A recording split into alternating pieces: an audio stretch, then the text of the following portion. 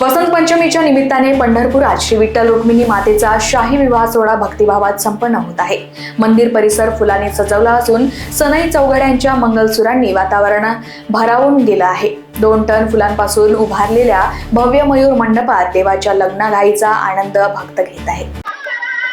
रामकृष्ण हरी, भारत भुजबळ, पुणे येथून यावर्षी आपण शाही विवाह सोहळ्यासाठी विठ्ठल रुक्मिणी मंदिर या ठिकाणी मयूर विधी मंडप ही थीम साकारली आहे।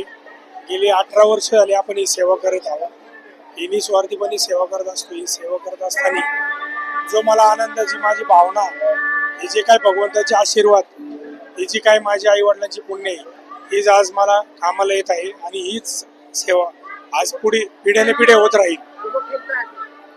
हे जवळजवळ 4 ते 4.5 टन फुलांचा आपण वापर केलेला आहे आणि याच्यात 20 ते 25 प्रकारच्या फुलांचा वापर केलेला आहे।